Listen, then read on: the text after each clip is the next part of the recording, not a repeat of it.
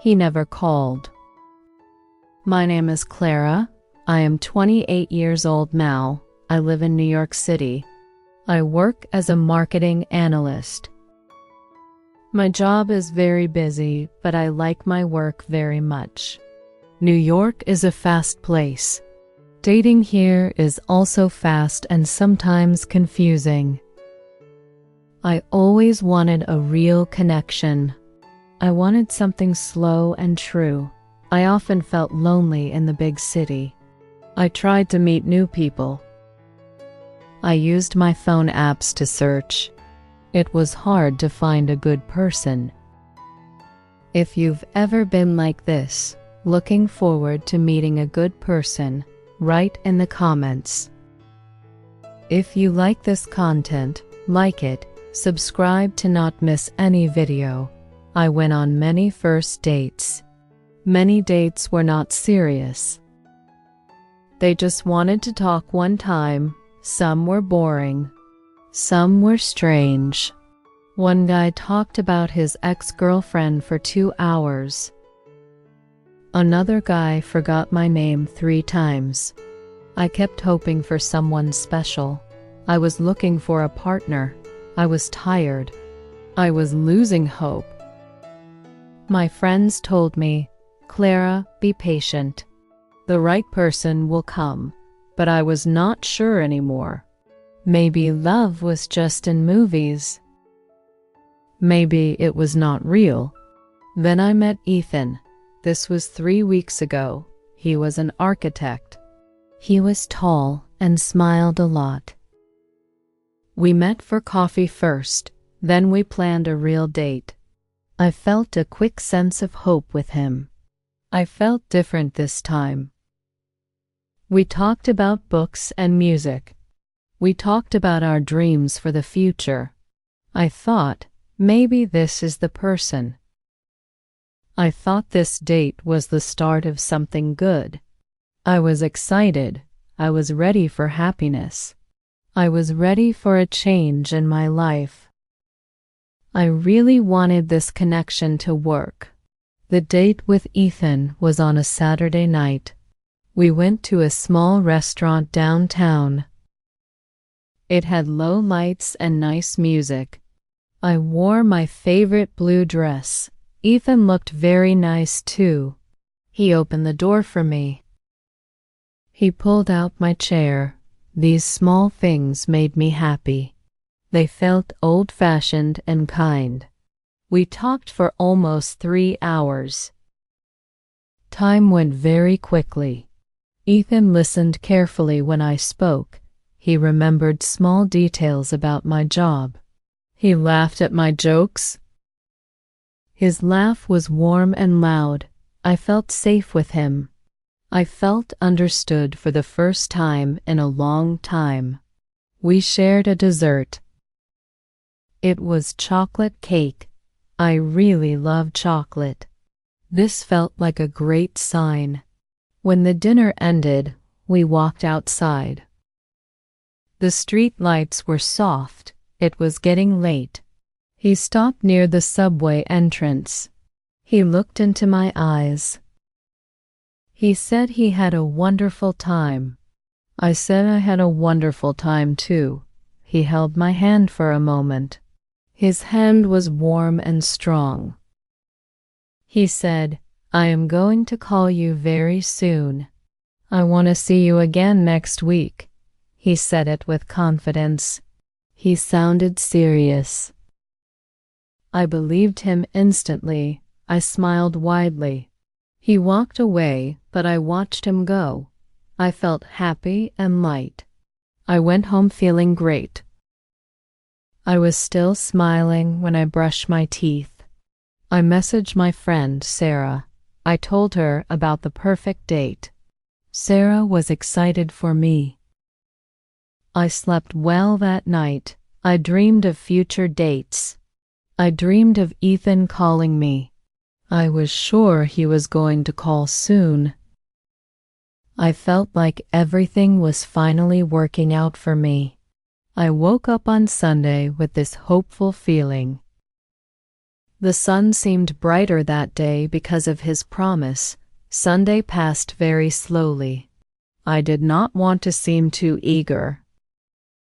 I knew I should wait for him to call. He said he was going to call me. I checked my phone many times. I checked my notifications. I looked at the screen every few minutes. My phone did not ring. My phone was silent. I told myself, it is Sunday. He is probably busy. Architects work very hard. Maybe he is planning something special for our next date. Monday morning came. I went to work. I sat at my desk. I could not focus on my marketing reports. My mind kept thinking about Ethan. Was he busy planning a new building? Was he thinking about our date? I put my phone face up on my desk. I watched the screen intensely. I waited for a text message. Maybe he was going to text first, not call. Lunchtime arrived. Nothing. I felt a small knot in my stomach. I went to the break room. I checked my email just in case. Still nothing from him. Monday ended. I walked home slowly. I felt disappointed. I thought he said he would call soon. Soon means Monday, right? I tried to rationalize the silence. Maybe he lost my number. No, we exchanged numbers easily. Maybe his phone battery died. I told myself many small lies. I wanted to keep the hope alive. Tuesday started the same way. I felt less hopeful now. I felt nervous and jumpy. I started replaying the date in my head. Did I say something wrong? Did I talk too much about my job? I remembered his smile. I remembered the way he touched my hand. Everything seemed perfect, so why was he quiet? I felt silly for waiting so much, but the hope was still strong. I really liked him. I wanted to see him again.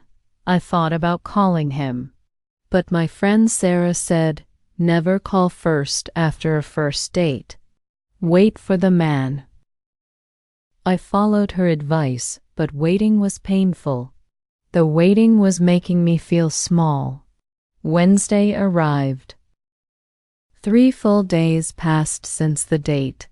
The promise was still floating in the air.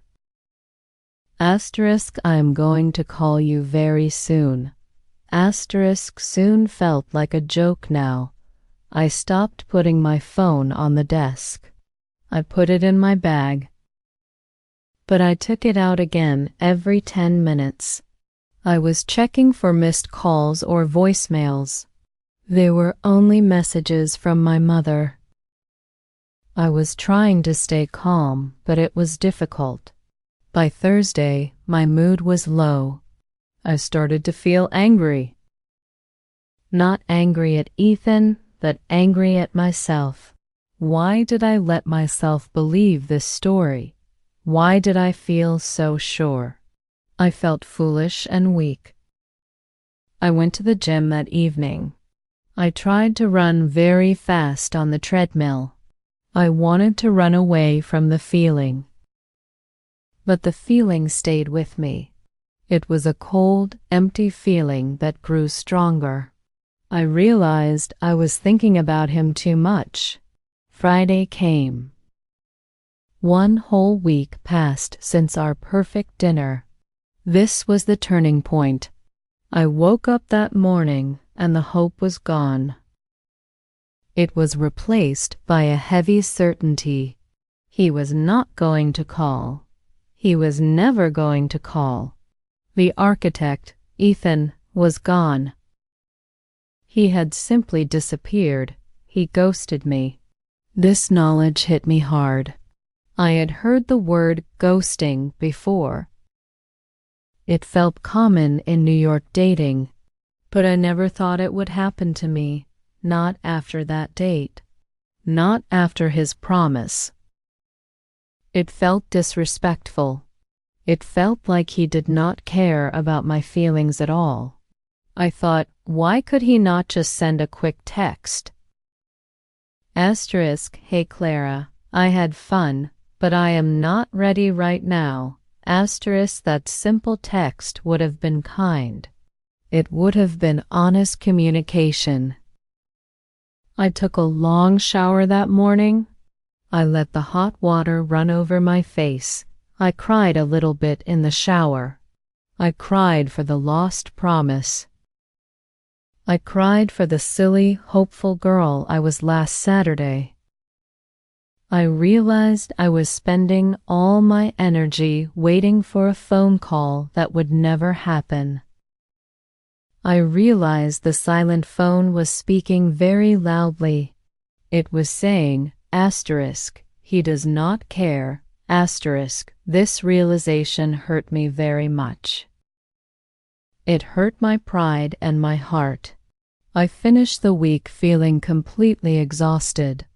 I did not want to talk to anyone, not even Sarah. I felt deeply disappointed by the situation. I needed to find my strength again. Saturday arrived again. It was exactly 1 week later. I was sitting on my couch. I was wearing old sweatpants. I looked at the spot where I had prepared for the date last week. I remembered the excitement. Now I only felt emptiness. This was the hardest moment of the whole experience. I felt a deep sadness in my chest. I picked up my phone. I saw his contact name. I thought about deleting it. But first, I looked at his profile picture one last time. He looked so happy and charming in the photo. I thought, why did I let this one stranger define my week? Why did his silence make me question myself? His lack of action had controlled my emotions entirely. I started to analyze the ghosting. It was not a reflection of me. It was a reflection of him. It showed his lack of courage. It showed his fear of simple communication. My value was not tied to his interest. My worth was not stored inside his mobile phone. I had a good job. I had great friends. I was a kind person. I listed my good qualities to myself. I stood up from the couch. I walked to the window. New York was moving outside. The city did not stop just because Ethan did not call me. I realized I was giving him too much power. I decided to take the power back immediately. I was going to stop waiting. I was going to stop hoping. I opened my contacts list. I pressed delete on Ethan's number. It felt like a small, clean break. It was painful, but very necessary. The sadness was still there, but now there was also a little bit of strength. I felt a sense of relief after deleting his number forever. That weekend, I learned a big lesson. The lesson was about self-worth. If someone truly values you, they will show it.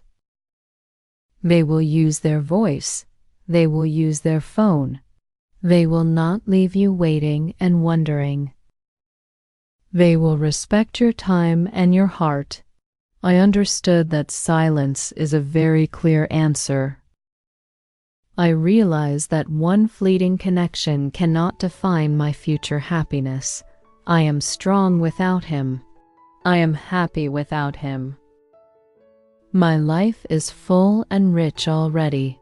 I do not need a charming architect to complete me. I am already complete. I am enough on my own. The ghosting hurt me, but it also made me stronger. I am going to be more careful now. I'm going to look for actions, not just words. I'm going to trust my intuition more quickly. I am going to choose people who are brave enough to communicate honestly. I forgive Ethan for his actions. Maybe he was scared. Maybe he was just busy. It does not matter now. His story's over. My story continues, and it is a good story. I stopped looking at my phone so often. I started focusing on my job again. I planned a trip with Sarah. I am moving forward with confidence. I know I deserve someone who will keep their promises. I know I deserve respect. If you are waiting for a call too, remember your own worth first. Do not let silence be your answer. If you liked this story, subscribe to the channel and see the next story to learn even more English. Every story teaches you new words and helps you understand real emotions. Thank you for reading, and remember, you are enough, exactly as you are.